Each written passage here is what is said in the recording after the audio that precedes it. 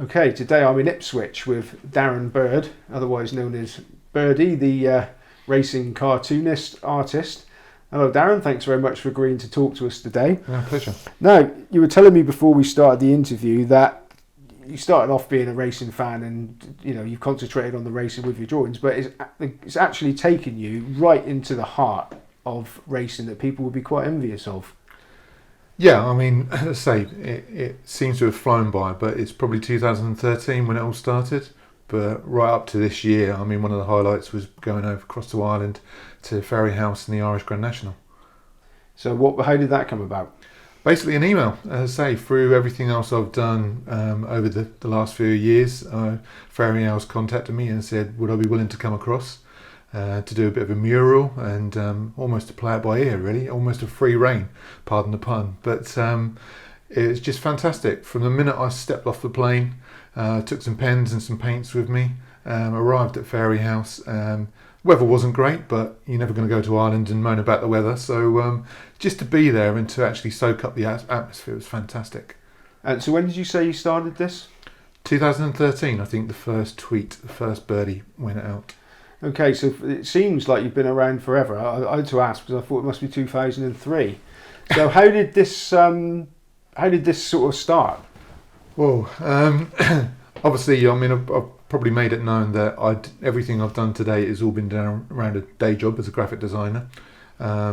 Racing's always been a passion of mine, and so is drawing. But I remember coming home and on a Friday evening, not been one of those Fridays, a long Friday, and tuning into the Get In show, which was just a habit. It's natural to see Jason and Luke, and on this particular Friday, they were playing up to the camera, shall we say, like they normally do, and I had a blank piece of A4 paper and a biro in my hand, and I decided to tweet my first tweet. I had 5 followers on Twitter, and tweeted the image to the show.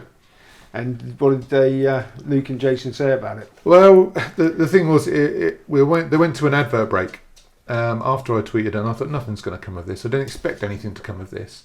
And when they came back, there was my picture on the screen, and they proceeded to talk about it for the next 3 or 4 minutes, which felt like years.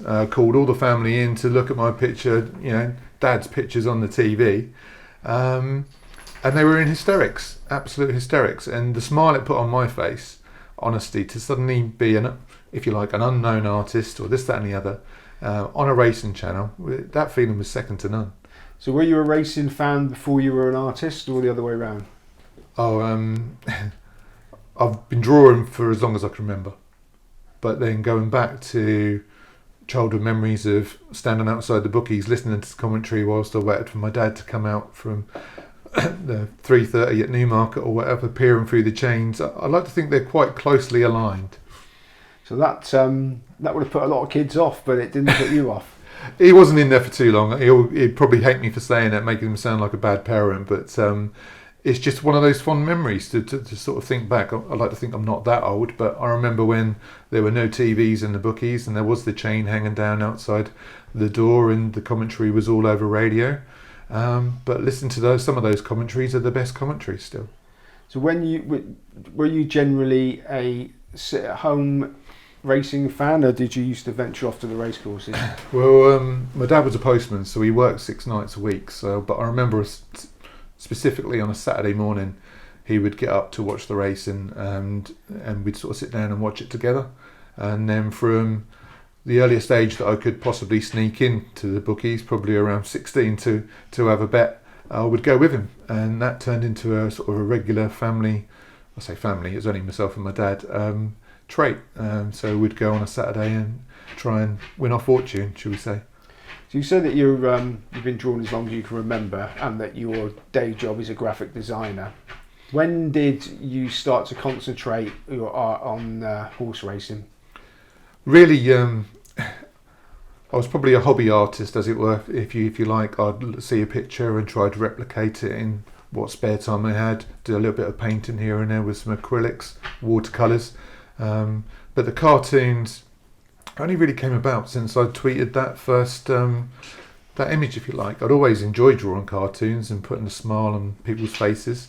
I'm from Ipswich, so Giles, the cartoonist, every year I got a Giles book for Christmas and I'd quite often copy the picture from there and do little sketches for people. So you say drawing cartoons was always something natural that came to me. So Luke Harvey and Jason Weaver gave you your big break. Did it all sort of take off from there? It kind of did, really. Like I say, it actually took a couple of days to sink in, the fact that I actually been on at the races and the image had been shown. It isn't something I never really expected to happen. So, I mean, the challenge was set then. I did one the following week and the following week, and not really expecting anything. There was a few followers coming up from the 5 followers I had on Twitter, which was all very nice. I started maybe watching a little bit more racing, even more so, to see if something was happening. But like I said, it was like a light bulb moment. So the next step actually was getting the email from the producers about the races and saying, would you come in and draw live? I won't tell you the bodily reaction he had to something like that. But yeah, it was amazing. And of course, again, it was a challenge that I had to accept. And is that something that you can do? Can you work under pressure? I like to think so. I like to think so over the last 6 years. I mean, and also to accept that challenge, which I did. Myself and my wife trundled down to Milton Keynes, and yeah, there was no green room or this, that, and the other. It was totally something I didn't expect to be doing. A weird scenario, but a very exciting one. And I have to say, if you want a group of lads to put you at ease, it's Jason and Luke. Yeah, I can't imagine it'd be a good idea having a green room with Luke in the room. But anyway, so what other commissions that you've had that have put you under similar pressure, not necessarily on the telly? Any big names? Well, as I say, one of the biggest commissions, if you like, was to go to Cheltenham Racecourse. And if I touch on Cheltenham, the first experience of Cheltenham on the back of the At the Races sort of commission, if you like, to go in and draw live, was to join the Channel 4 team on the morning line and create an image every day of the festival. Never been to the festival in my life. I'd had the week already booked off, and they invited me down there to join them on the sofa, as it were, and draw live. That was another fantastic experience. The team again were brilliant. The experience of being at Cheltenham at 6:30 in the morning and seeing Willie Mullins' lot come off the gallops is every racing fan's dream, let alone the kind of mentality of knowing that you're going to be on TV almost seemed to sink in and become natural. I'd much rather be behind the camera, not in front of it, but I was there on the sofa with Mick Fitzgerald, Charlie Swan, Ted Walsh on live TV. So I remember one of the key questions at the close of the show was Nick Luck turning to me and asking me which horse won the champion hurdle, which famous jockey rode it, with Charlie Swan there staring at me. So I had to say it's to Brack. Thankfully I got that right, and there's a big sigh of relief. But from that experience, Cheltenham actually invited me to paint a mural. It was the first Banksy Birdie, if you like, at a racecourse. It was the first piece of artwork in the brand new grandstand. And again, I rocked up to Cheltenham the day before the festival began. This is the following 2 years after I was on with Channel 4. And there was a massive blank wall, resulted in a 40 foot by 19 foot mural. Had to be finished because obviously this was the Monday of the week. Festival kicked off the next day, and absolutely shattered. But this mural ended up 40 foot by 19 feet, and it's still one of the most proudest things I've ever done, because there was pictures of AP and Ruby and lots of horses and jockeys, or everything going on. But to actually be around for the next 4 days and watch race goers, interact with it, because that was the idea, that people could take a selfie next to it and everything else.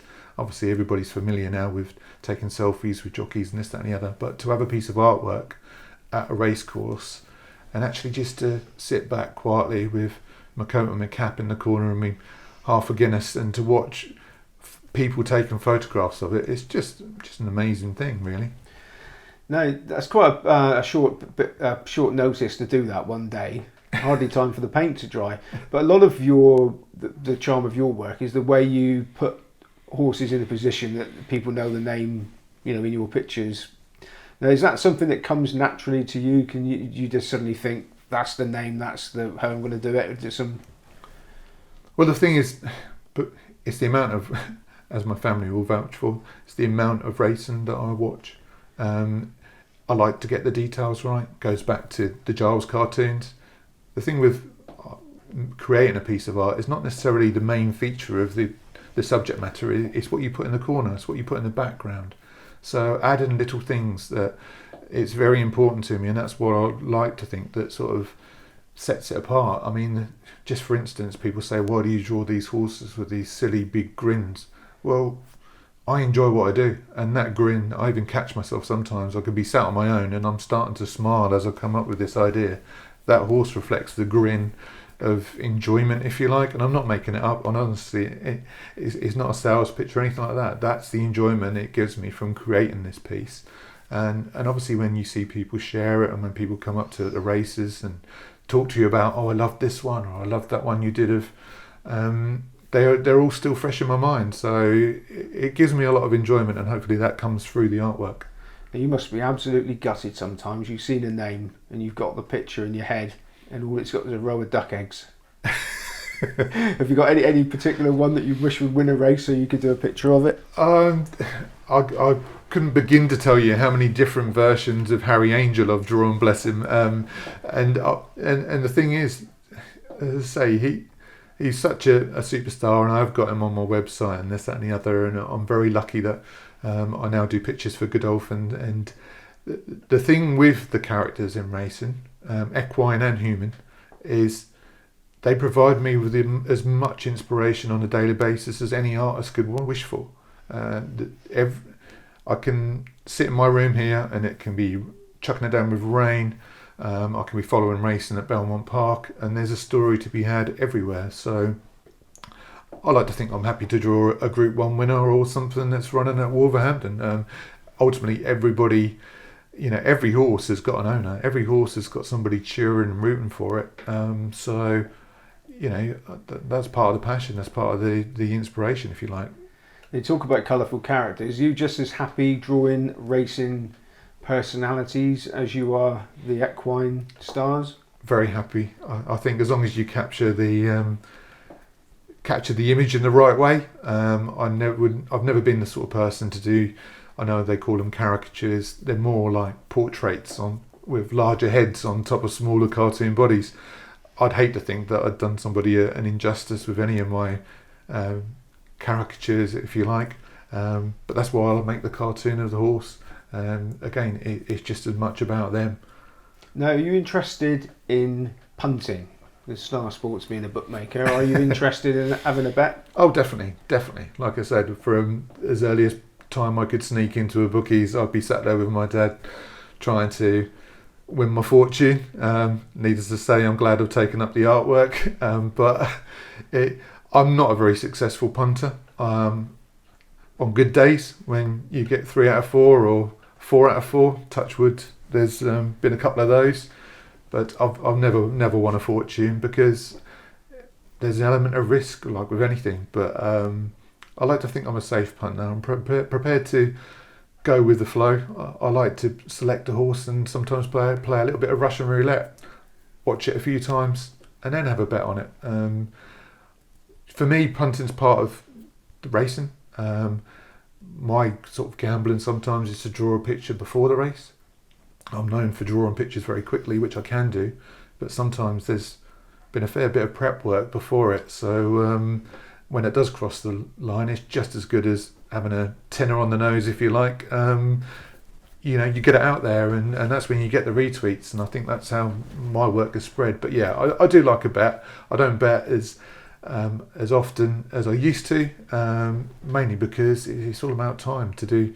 In order to be a successful punter, I think you have to put a fair bit of work and research into the game. But so I stick to drawing as opposed to punting. Now, I think you're possibly lulling the bookmakers into a false sense of security because you are rubbing shoulders with some very, very clever people these days, the top echelons of racing, aren't you?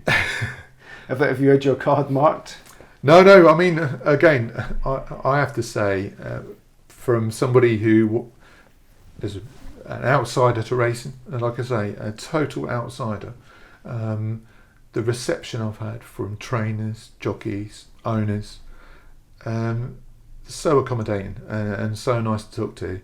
I've never gone up to Nicky Henderson and asked him for a tip. That would be ridiculous. And you know, I've learned that from being around horses that they're not just machines at all.